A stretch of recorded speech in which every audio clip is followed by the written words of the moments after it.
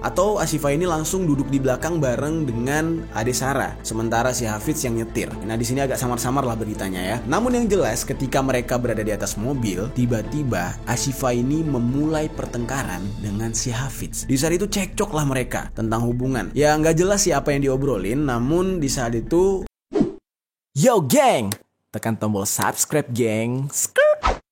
Hey yo, what's good? Welcome back to Kamar Jerry.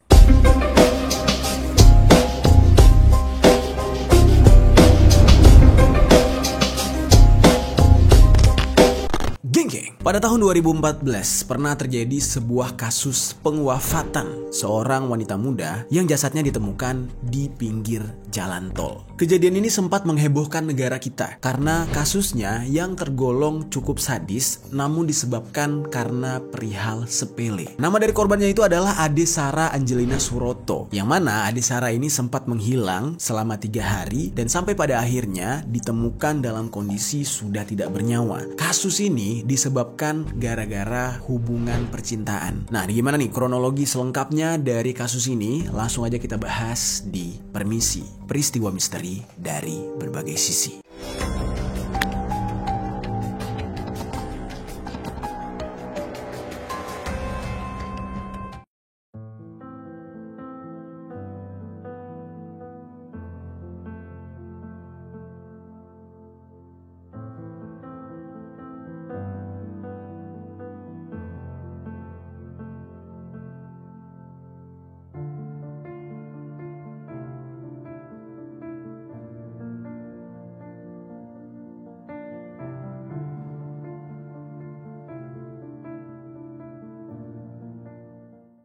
Sebelumnya gue ceritakan dulu biografi dari Ade Sarah. Ade Sarah Angelina Suroto, dia merupakan anak tunggal dari pasangan Bapak Suroto dan ibunya yang bernama Elizabeth Diana. Ade Sarah ini merupakan alumni SMA 36 Jakarta. Setelah lulus, Ade Sarah melanjutkan kuliah di Universitas Bunda Mulia mengambil jurusan psikologi. Serta sembari kuliah, dia mengambil kursus bahasa Jerman di Goethe Institut Jakarta. Semasa SMA, Ade Sarah ini bertemu dengan seorang laki-laki yang bernama Ahmad Imam Al-Hafid. Yang mana dalam pertemuan mereka ini, Ade Sarah pacaran nih dengan si cowok yang bernama Ahmad Imam Al-Hafid ini. Tapi hubungan mereka tuh gak lama geng, hanya berlangsung selama 1 tahun, selebihnya mereka putus. Putusnya mereka gara-gara perbedaan agama, yang mana ini sangat jelas alasannya gitu ya. Namun usut punya usut, ternyata si cowoknya itu gak rela diputusin. Dia gak rela putus sama Ade Sarah ini karena dia sangat cinta. Tapi di dalam hal ini Ade Sarah udah bulat keputusannya untuk putus dari si cowok yang bernama Ahmad Imam Al-Hafidz ini. Nah, lalu berselang beberapa bulan kemudian, di saat si cowok yang bernama Ahmad Imam Al-Hafidz ini masih cinta sama Ade Sarah, ternyata tiba-tiba Ade Sarah justru pacaran dengan orang yang baru. Kabarnya nih geng, ternyata Ade Sarah ini bertemu dengan cowok baru yang ternyata agamanya berbeda juga sama agama dia. Ya, namanya juga hubungan jodoh, gak ada yang tahu ya geng. Ya mungkin target awalnya si Ade Sarah ini gak pengen sama cowok beda agama, tetapi apa boleh buat, dia jatuh hati, dia nyaman, ya itu udah menjadi hak dia. Ternyata hal inilah yang membuat si Ahmad Imam Al-Hafidz ini jadi geram karena dia diputuskan gara-gara beda agama, tapi kok si Ade Sarah justru pacaran sama yang beda agama lagi. Si Hafidz ini saking masih cintanya sama Ade Sarah, dia itu sering sekali ngechat Ade Sarah untuk minta balikan, terus juga kadang ngajak ketemu, tapi Ade Sarahnya udah gak mau. Dia ya selain udah punya pacar, dia juga gak mau ketemu sama mantannya lagi.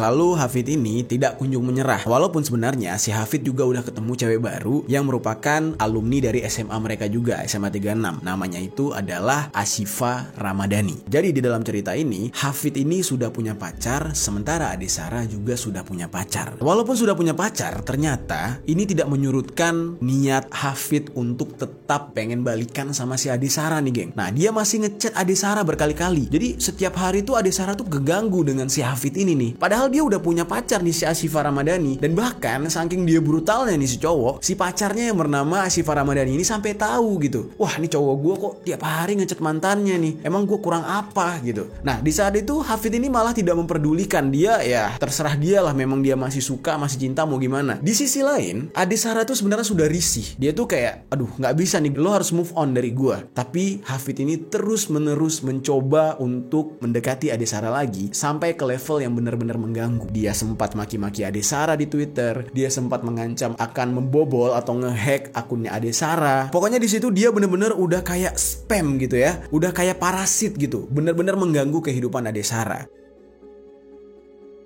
Lalu di sisi lain, si Asyifa ini cemburunya udah gila-gilaan. Dia gak terima gitu. Nih cowok gua kok bisa segila ini sama mantannya, padahal tuh gua ada di sini. Tapi setiap kali Asyifa ini minta klarifikasi ke si Hafid ini gak ngaku. Dia bilang, ya gua gak ada hubungan apa-apa sama si Ade Sarah. Ya gua berhubungan biasa-biasa aja, baik-baik aja gitu. Nah lalu kata Asyifa, tapi lu kok kayak ngejar dia banget gitu, kayak maksa dia untuk balikan. Lalu si Hafid ini gak terima lagi. Dia bilang, gua gak ada hubungan apa-apa. Kalau lu gak percaya, nanti kapan-kapan kita ketemu deh bertiga sama si Ade Sarah. Dan di situ Asyifa bilang, oke, nanti gua atur waktunya, kita harus ketemu bertiga, ini semua harus selesai. Lo pokoknya setelah ketemu sama dia harus ngejauhin dia, kata Asyifa. Lalu hari-hari pun berlalu, Ade Sarah dengan kesibukannya, Asyifa dan Hafid terus-menerus bertengkar. Pada suatu hari, tepat pada hari Senin, tanggal 3 bulan 3 tahun 2014. Pagi itu, Ade Sarah diantarkan oleh ayahnya yaitu Pak Suroto menggunakan sepeda motor menuju ke stasiun kereta api Klender. Di saat itu dia berangkat dari rumahnya yang berada di Kelurahan Jati, Pulau Gadung, Jakarta Timur. Dia mau naik kereta tuh menuju ke kampus di saat itu. Lalu rencananya sepulang dari kampus, dia mau menuju ke tempat les yaitu di Goethe Institute untuk belajar bahasa Jerman. Di saat itu, ibunya Ade Sarah sempat menghubungi Ade Sarah tepat pada pukul 13.30 waktu Indonesia bagian Barat, dan di saat itu mereka masih kabar-kabaran. Lalu beberapa jam kemudian, sekitar jam 15.40-an, ibunya Ade Sarah ini sempat ngechat Ade Sarah lagi. Namun di saat itu Ade Sarah udah gak ngejawab. Di saat itu ibunya ya mikirnya positive thinking aja, mungkin anak gue buru-buru, mungkin dia lagi sibuk di tempat les atau di kampus gitu. Ya udah, positive thinking aja. Lalu geng, singkat cerita nih ya, setelah si Ade Sarah ini dihubungi oleh orang tuanya, hingga malam hari kabar Ade Sarah tidak kunjung terdengar lagi. Dan kedua orang tuanya bahkan gak tahu nih Ade Sarah kemana, kok sampai detik ini belum pulang. Ayahnya di saat itu bahkan sampai mencari Ade Sarah menuju ke beberapa tempat. Nah di sana juga Ade Sarah tidak ditemukan. Ponselnya tuh tiba-tiba udah mati, gak bisa dihubungi lagi.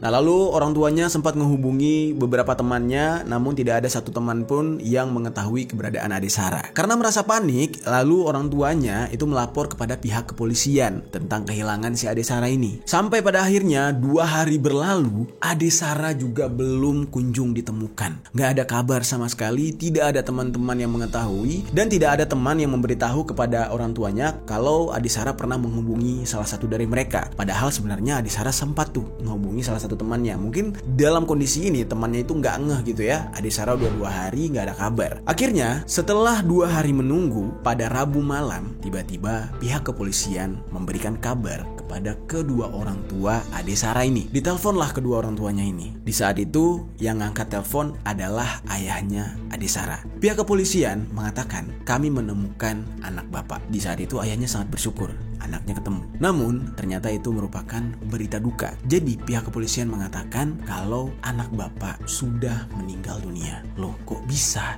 Apa yang terjadi nih geng? Kok tiba-tiba Ade Sarah ditemukan dalam kondisi tidak bernyawa? Siapa orang yang telah menghabisi Ade Sarah? Apa motifnya? Oke, sekarang kita mundur dan masuk ke dalam kronologi eksekusi Ade Sarah.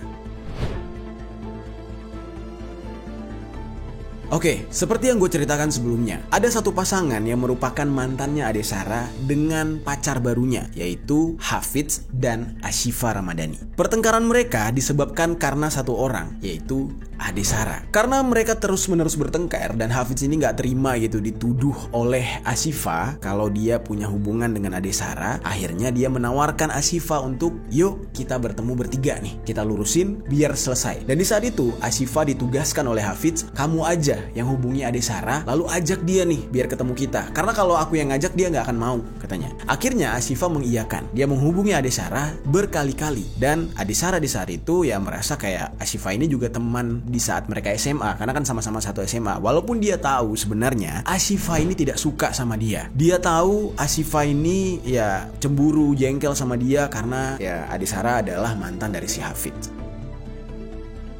Namun di saat itu, Ashifa ini udah punya niatan yang gak baik. Niatnya dia itu adalah pengen ngelabrak si Ade Sarah sekaligus menyakiti Ade Sarah secara fisik. Sementara si Hafidz kalau ketemu Ade Sarah, dia belum ada rencana apapun, tapi dia memang udah sakit hati dan emosi terhadap Ade Sarah karena Ade Sarah ini terus-menerus mengelak dan enggan buat ketemu si Hafidz ini. Akhirnya pada hari Senin, yang dimana sebelumnya gue udah ceritain kalau Ade Sarah diantar oleh ayahnya ke stasiun Klender kan. Bertepatan di hari itu, Ashifa sudah menghubungi Ade Sarah dari beberapa hari lalu dan akhirnya Ade Sarah ini mau ketemu Ashifa di hari Senin tersebut. Ashifa ini mencari banyak alibi untuk bisa ketemu dengan Ade Sarah sehingga akhirnya Ade Sarah ini mau untuk ketemu dengan Ashifa dengan alasan Ashifa ini pada awalnya ingin membicarakan soal les privat. Jadi ya modusnya kayak gitu. Karena sudah berhasil nih si Ashifa ngebujuk Ade Sarah buat ketemu. Akhirnya mereka mengatur tempat pertemuan dan dipilihlah sebuah kafe di daerah stasiun Gondang Dia. Sepulang dari kampus, akhirnya mereka bertemulah di sana. Padahal di saat itu Ade Sarah rencananya akan menuju ke Goethe Institute. Tetapi karena dia udah mengiyakan ajakan Ashifa, jadinya nggak enak nih. Di saat itu, Ade Sarah sempat menghubungi salah satu temannya yang les bareng dia di Goethe Institute. Namanya tuh Nadia. Nah di saat itu Ade Sarah ini bilang ke Nadia,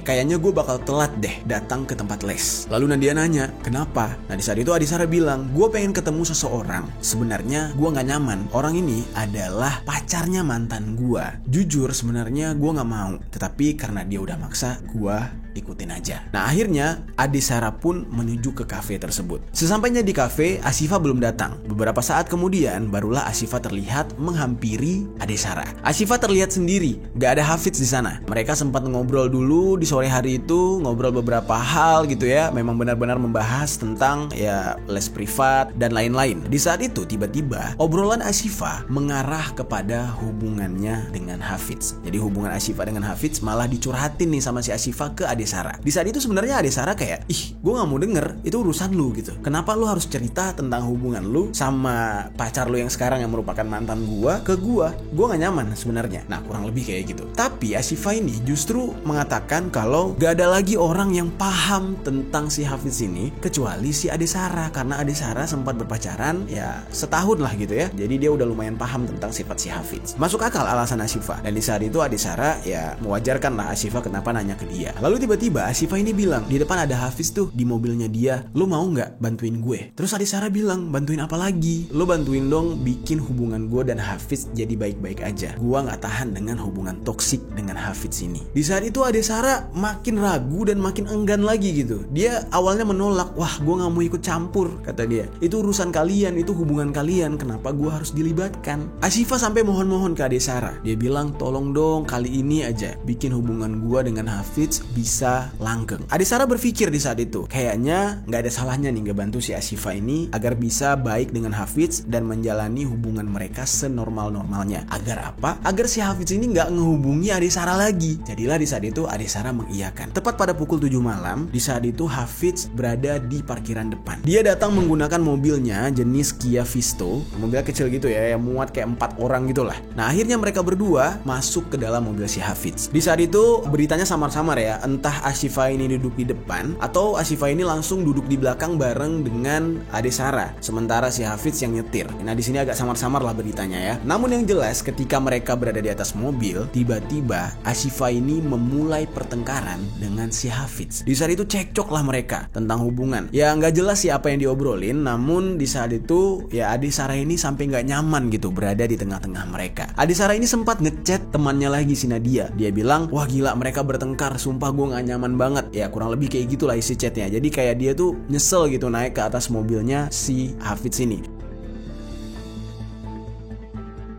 dan bahkan dia sempat berusaha untuk pengen turun gitu, nggak mau ikut campur. Nah tetapi di saat itu tiba-tiba Hafidz ini memaki-maki si Ade Sarah. Jadi Ade Sarahnya justru dilibatin. Jadilah di saat itu Ade Sarah ini ikut marah juga. Akhirnya tercampur lah di situ. Mereka bertiga tuh saling cekcok. Nah berselang beberapa waktu, tiba-tiba ketika mereka lagi cekcok, Hafidz ini malah main tangan. Dia langsung menghantamkan tangannya ke wajahnya Ade Sarah. Melihat hal itu, Ashifa ini melihat sebuah kesempatan. Wah, udah nih mulai nih. Ini yang gue tunggu-tunggu, yaitu main fisik. Langsung tiba-tiba dia menjambak rambutnya Ade Sarah. Dia bekap Ade Sarah kayak dia nahan gitu. Dan sembari si Hafidz ini mukulin Ade Sarah berkali-kali. Aktingnya si Ashifa ini benar-benar gila ya geng. Di saat dia tuh bertengkar tuh sampai nangis dia. Jadi Ade Sarah ini percaya gitu kalau mereka bertengkar. Padahal itu semua sudah disetting. Lalu setelah memukul Ade Sarah hingga Ade Sarah lemas, Ashifa memikirkan sesuatu bagaimana agar Ade Sarah ini tidak kabur dari dalam mobil. Jadilah di saat itu Ashifa ini meminta Ade Sarah untuk membuka bajunya. Jadi telanjang lah. Jadi ya nggak semua sih, tapi kayak setengah telanjang itulah si Ade Sarahnya. Yang membuat Ade Sarah ya enggan lah untuk kabur atau keluar dari mobil, kan malu jadinya. Barulah dilepas oleh si Ashifa setelah dia membuka bajunya. Ternyata siksaan gak cukup sampai di situ. Di dalam mobilnya si Hafidz ini, si Hafidz tuh udah bawa alat untuk setrum. Jadi kalau kalian pernah lihat alat setrum untuk maling atau yang digunakan oleh polisi nyetrum penjahat gitu ya, yang mana itu dayanya sampai 3330 volt. Itu lo kalau disetrum, pertamanya muntah-muntah, habis itu lo keliengan. Nah kalau disetrum berkali-kali lo bisa pingsan. Dan itulah yang dilakukan oleh si Hafidz ini. Dia nyetrum Ade Sarah sekali, terus nggak puas dia setrum lagi di bagian leher sampai beberapa kali, sehingga Ade Sarah ini tertunduk lemes. Dan di saat itu si Ashifa ini secara bergantian dengan Hafidz terus menyiksa Ade Sarah sehingga Ade Sarah jadi pingsan. Lalu tubuh Ade Sarah diturunkanlah ke lantai mobil. Jadi biar nggak kelihatan dari luar, ditaruh di lantai mobil. Dan sembari diinjak-injak kepalanya, dipukul-pukul berkali-kali di beberapa bagian badan. Lalu si Ashifa sempat mengambil tasnya dia yang ada tali, terus dililitkan di leher Ade Sarah dan dia tarik secara kuat. Di saat itu Ade Sarah benar-benar tersiksa. Lalu terakhir, entah apa yang ada di otaknya si Ashifa ini geng. Tiba-tiba dia terpikir kalau si Ade Sarah ini bangun, pasti Ade Sarah bakal berteriak. Jadi dia males lagi nih buat ngebekep mulutnya si Ade Sarah. Nah tiba-tiba ide gila dia muncul. Dia ambil tisu, dia ambil koran. Dia sobek-sobek lah tuh kertas tisu sama kertas koran tersebut. Lalu dia sumpel mulutnya Ade Sarah. Dia masukin lah tuh kertas ke mulutnya Ade Sarah. Dengan niat kalau Ade Sarah sadar, Ade Sarah tidak bisa berteriak. Gobloknya nih ya, yang dia nggak tahu ya, itu tisu geng. Jangankan ke mulut manusia nih. Lo kalau misalkan ke WC umum nih, misalkan di mall atau dimanapun, ada tuh kan tulisannya jangan buang tisu ke dalam kloset. Kenapa? Karena bisa bikin mampet. Kloset aja yang airnya tergenang kayak gitu bisa mampet kalau kena tisu yang kering banget. Karena tisu itu benar-benar nyerap, kalau udah kena air itu menggumpal keras. Bagaimana kalau itu disumpel ke dalam mulut manusia? Otomatis di saat itu yang seharusnya Ade Sarah masih hidup, dia hanya pingsan tidak sadarkan diri, akhirnya tidak bisa bernafas karena tenggorokannya terhalang oleh kertas tisu dan kertas koran. Tewaslah Ade Sarah di saat itu. Kejadian ini gak tanggung-tanggung ya geng. Dari awalnya sore sampai ketemu besok sore belum kelar. Kalian tahu kenapa? Karena mereka berkali-kali menyiksa Ade Sarah sampai mereka sendiri kebingungan. Ini mau dikemanain Ade Sarah? Dan tiba-tiba mereka sadar kalau Ade Sarah sudah wafat.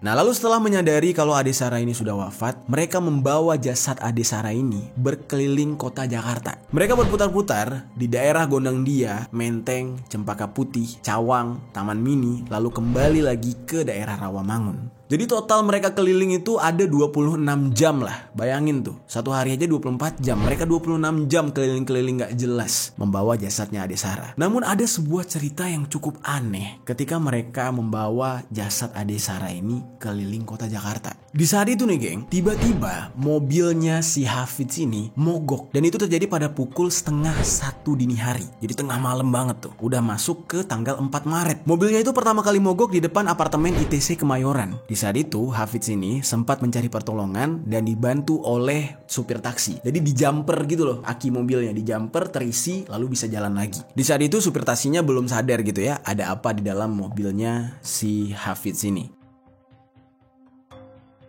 Setelah nyala mobilnya, berjalan lagi lah mereka. 200 meter kemudian, mati lagi mobilnya. Si Hafidz ini nyari pertolongan lagi dan sempat ditolong oleh orang lagi, lalu tiba-tiba mati lagi. Jadi mobilnya itu mogok sampai berkali-kali, sampai pada akhirnya si Hafidz ini terpikir untuk mengganti aki mobilnya. Dia menunggu pagi hingga cerah gitu ya. Jadi dari subuh itu udah mogok, belum tidur, dia tunggu matahari terbit gitu, barulah dia hubungi salah satu temannya untuk meminta tolong dibelikan aki baru. Jadi aki mobilnya dibeli baru, temannya mengiyakan, temannya langsung datang membawa aki baru tersebut ke mobilnya Hafidz. Nah ketika itu si temannya ini membawa aki tersebut, lalu sempat melihat ada Adisara di dalam mobil. Lalu ditanyalah sama si temannya ini, itu siapa di dalam mobil? Hafidz ini dengan gampang ngejawab, dia bilang, oh itu mayat katanya. Dan di saat itu si temannya ini ngira guyon doang gitu ya, bercanda doang. Padahal itu serius. Ya ini adalah salah satu efek kalau orang udah ngantuk belum tidur geng. Biasanya tuh udah bodoh amat, udah keliengan, ngomong udah suka-suka dia gitu ya. Nah tapi kan ya ngantar aki ini otaknya masih waras, dia mikirnya paling bercanda. Nah akhirnya pada pukul 11 pagi ya, 11 pagi atau 11 siang lah gitu ya di hari itu, mobil si Hafidz ini kembali menyala. Nah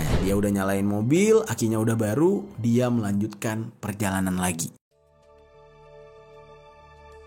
Lalu pada jam 17.30 atau setengah 6 sore, Hafidz ini terfikir untuk berhenti di sebuah bengkel. Bengkelnya itu terletak di daerah Salemba, dan di saat itu mereka menutupi jasad Adisara di lantai belakang mobil itu menggunakan pasmina cewek. Nah jadi nggak kelihatan. Nah di saat itu si Hafidz ini ngecek mesin mobilnya, takutnya mogok lagi. Nah sembari ngecek tersebut, mereka berpikir ini jasad Adisara harus dibuang kemana ya. Mereka dengan sangat tenang berdua itu ya, si Ashifa dengan Hafidz ini berpikir kemana nih titik pembuangannya. Sampai pada akhirnya mobil mereka selesai di servis di bengkel, mereka jalan lagi. Mereka muter-muter tuh dari tol keluar tol, terus sempat istirahat, makan bentar, semuanya udah dia lakuin. Lalu pada subuh hari, tepat pada jam 4 subuh nih geng, mereka akhirnya menemukan tempat yang cocok untuk membuang jasad Adisara, yaitu di ruas jalan Tol Jor, akses Bintara, kilometer 49 Bekasi. Jadi tepat di pinggir jalan tol itu jasad Adisara diturunkan dan dibuang di sana. Jadi jasadnya itu agak terhalang sama batu pembatas gitu loh, semen pembatas jalan tuh yang trotoar tinggi-tinggi. Nah disitulah dibuang jasadnya. Lalu setelah itu dua pasangan ini langsung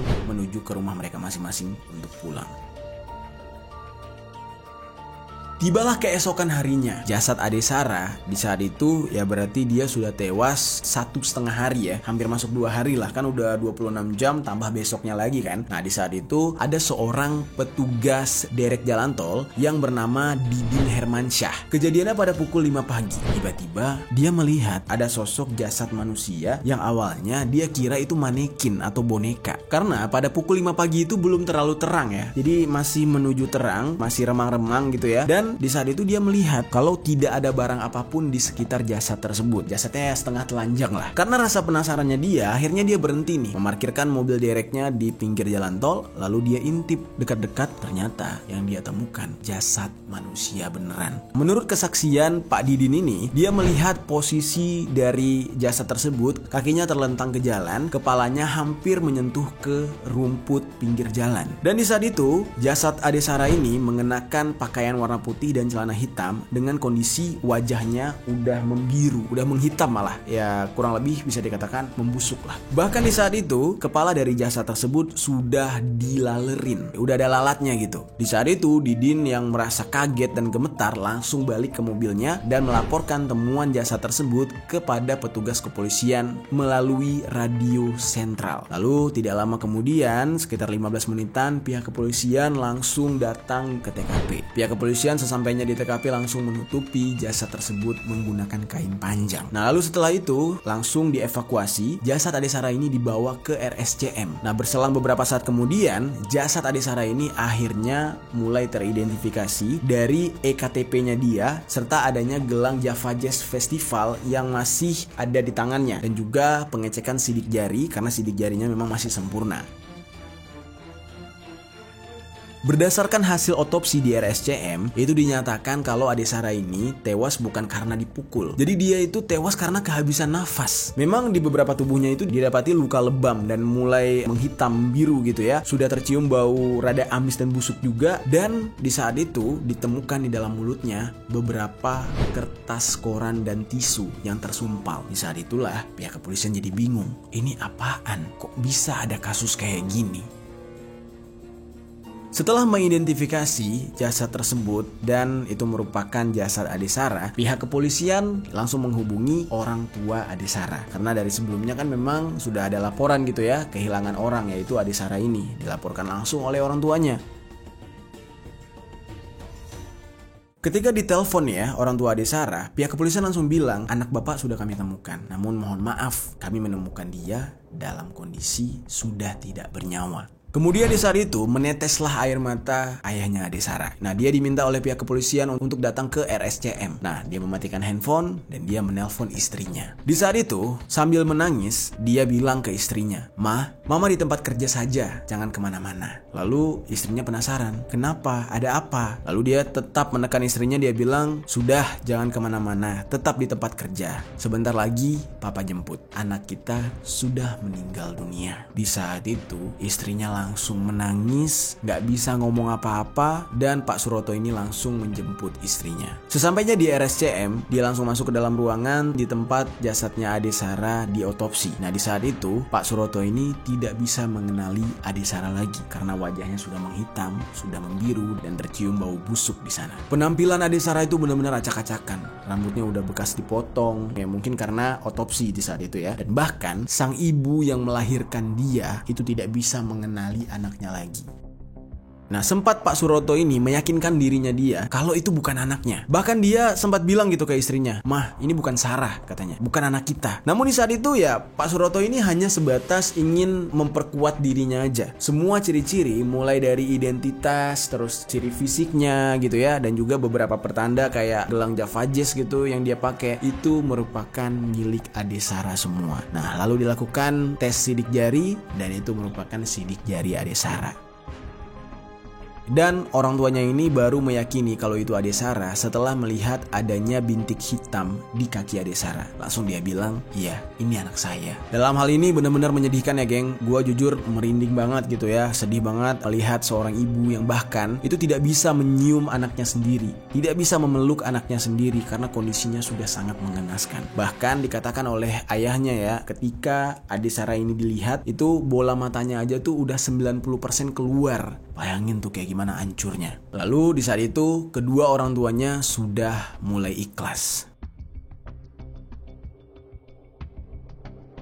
Beberapa saat kemudian menyebarlah berita tentang tewasnya Ade Sarah ini dan pihak kepolisian pun mulai melakukan penyelidikan. Selama pemberitaan tentang kasus Ade Sarah ini, kedua pelaku yaitu Ashifa dan juga Hafidz itu sempat memposting kata-kata belasungkawa. Mereka di saat itu berpura-pura kaget dan memposting kalimat-kalimat belasungkawa mereka di sosial media. Nah, namun untuk saat ini memang sudah dihapus ya postingan tersebut. Namun ada hal yang sedikit janggal. Di saat itu, entah postingannya Ashifa atau postingannya Hafidz ya. Ini agak kurang jelas juga, tapi di saat itu dikabarkan ada salah satu teman dari orang tua Ade Sarah sempat melihat salah satu postingan dari Hafidz dan Ashifa itu seolah-olah dalam tanda kutip nih mengucapkan belasungkawa tetapi kayak mensyukuri tewasnya Ade Sarah ini. Nah, di situ tuh mulai curiga tuh. Lalu disampaikanlah hal ini kepada orang tua Ade Sarah. Di saat itu ibunya Ade Sarah langsung tuh firasat dia kuat banget karena dia tahu dua orang yang tidak senang sama anaknya di pergaulan yaitu dua orang tadi, yaitu Ashifa dan juga Hafidz. Karena semasa hidup Ade Sarah ini pernah menceritakan hal ini kepada orang tuanya yaitu ibunya.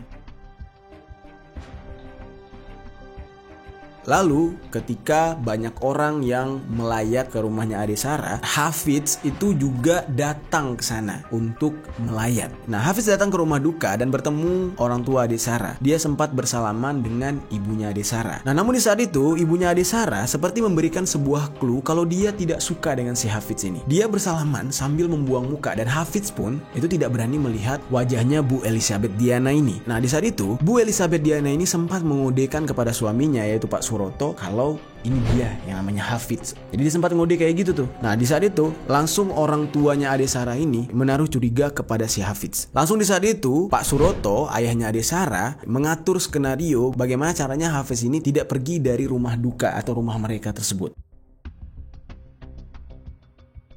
Ternyata nih geng, orang tua Ade Sarah ini udah sempat ngehubungi Nadia, teman les di Goethe Institute, teman lesnya si Ade Sarah. Ketika dihubungi oleh Nadia ini menceritakan, "Pak, Bu, anak bapak dan ibu alias Ade Sarah itu ngechat saya di hari dia hilang. Dia itu ikut dengan seorang cewek yang katanya itu adalah pacar dari mantannya." Nah disitulah kecurigaan dan insting dari kedua orang tuanya ini sudah mengerucut kepada si Hafidz inilah. Nah di saat itu langsung ayahnya Ade Sarah ini mencoba berkoordinasi dengan tim penyidik. Dia mengatakan kepada pihak penyidik, "Pak, orang yang dicurigai sebagai pelaku yang bernama Hafidz sekarang berada di rumah saya, alias di rumah duka." Lalu karena ayahnya Ade Sarah ini tidak punya cukup power lah gitu ya untuk menangkap atau menahan si Hafidz ini, dia bikinlah skenario untuk menghimbau teman-teman dari Ade Sarah jangan pulang terlebih dahulu. Jangan ada yang bubar terlebih dahulu. Stay sebentar karena akan ada acara khusus katanya. Jadilah di saat itu karena merasa Hafidz ini adalah teman dari Ade Sarah juga, ya dia tensi lah untuk pulang duluan. Ditambah lagi dia lagi nunggu Asyifa tuh. Asyifa lagi OTW ke rumah duka juga. Jadilah di saat itu Hafidz ini menunggu tuh. Lalu beberapa menit kemudian pihak penyidik dari kepolisian tiba di rumah duka dan tanpa babi bu bebo langsung menangkap si Hafidz ini. Hafidz di saat itu kebingungan. Dia bilang, "Loh kenapa saya ditangkap?" Polisi bilang, "Udah diam, bukti-bukti sudah kuat,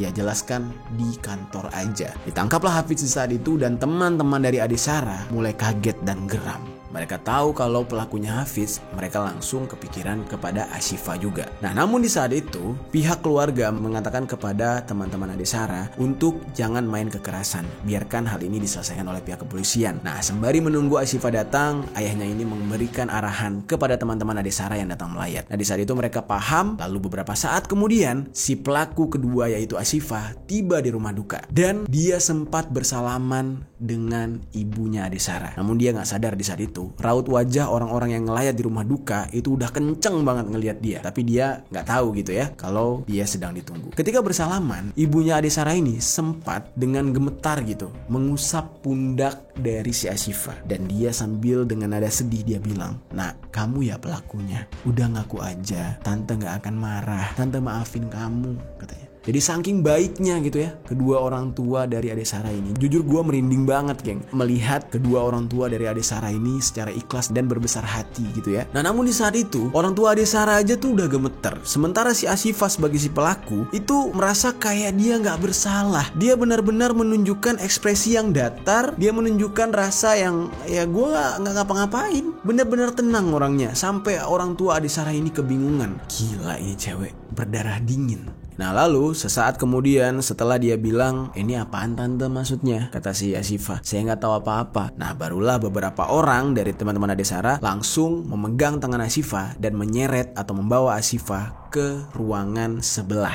yang ada di rumah duka. Ya niatnya adalah agar si Asyifa ini tidak menjadi bulan-bulanan masa yang sudah emosi, teman-teman Ade Sarah yang udah nggak terima gitu ya. Nah jadi dipisahkanlah di sana. Dan berselang beberapa saat kemudian pihak penyidik pun tiba lagi di rumah duka lalu langsung meringkus Asyifa. Jadilah di saat itu Asyifa dan juga Hafidz tidak bisa mengelak lagi, tidak bisa melawan karena bukti sudah sangat kuat.